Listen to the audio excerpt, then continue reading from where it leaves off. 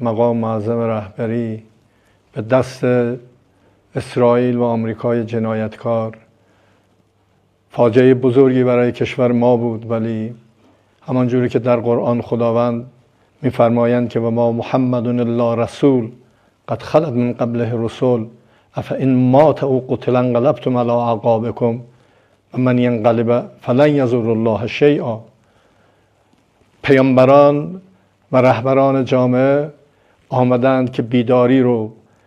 و آزادگی رو و حق رو و عدالت رو پیام رسان مردم کشور و مردم دنیا باشند و با رفتن اینها این مسیر قطعاً بی‌رهرو نخواهد ماند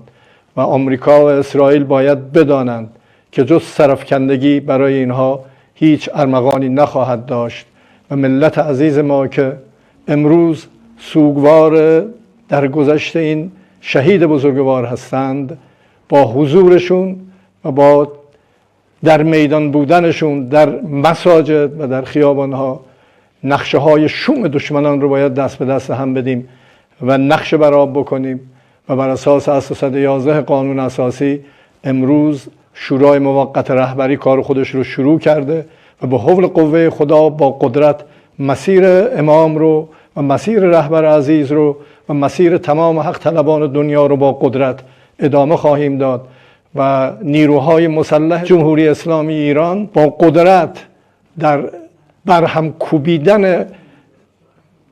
پایگاه‌های دشمنان در اقدامند و اقدام خواهند کرد و دشمنان رو مثل همیشه ناامید خواهند نمود. دعا کنید که خداوند ما رو شرمنده همه عزیزان کشورمون نکنه و بتونیم رهروان